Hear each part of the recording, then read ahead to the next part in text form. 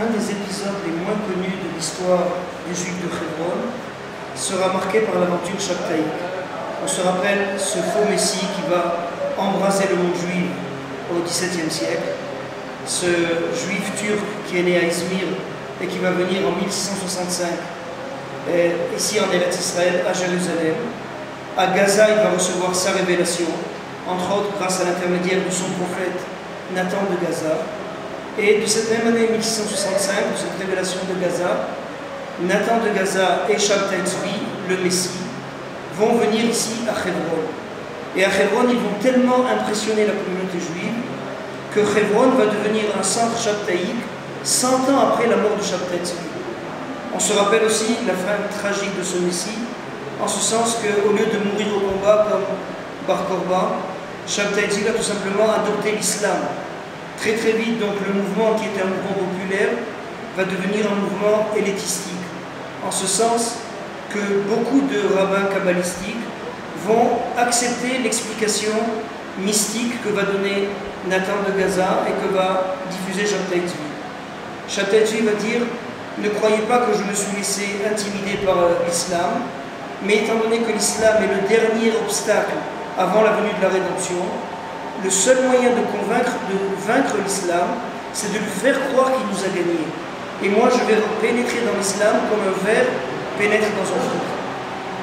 On aura l'occasion encore de parler de Shabtai Tzvi, mais il faut savoir que cette même année, 1665, Nathan de Gaza, qui était un brillant talmudiste, un grand kabbaliste, arrive ici à Hebron et va rencontrer les grands rabbins de cette ville-là.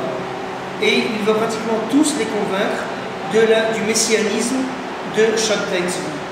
Je dis tous, à l'exception d'un seul, le Rav Abulafia, qui était caniré, il faut croire, le plus grand sage de la ville de Hebron.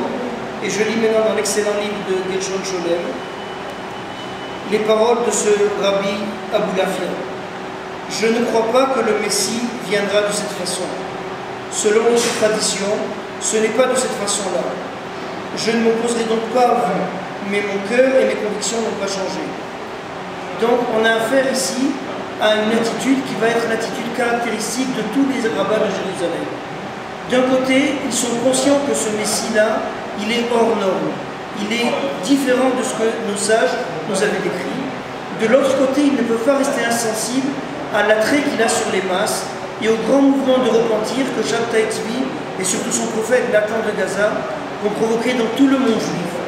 Alors d'un côté, il y a un succès extraordinaire auprès des masses, un mouvement de repentir sans précédent dans l'histoire juive, et de l'autre côté, il y a ce Messie avec toutes ces attitudes bizarres, toutes ces attitudes excentriques qui font peur à nos rabbins, mais cette peur va être contenue, et au lieu dès le début de pouvoir d'aller manifester ou s'opposer à ce mouvement messianique qui n'est pas orthodoxe, ils vont préférer garder le silence, ce qui va expliquer cette première année de réussite sans limite du mouvement shabtaïste, et spécialement ici à Hebron, encore une fois, où les rabbins de Hebron vont continuer à être fidèles à Shabtai Tzvi 100 ans après sa conversion à l'islam.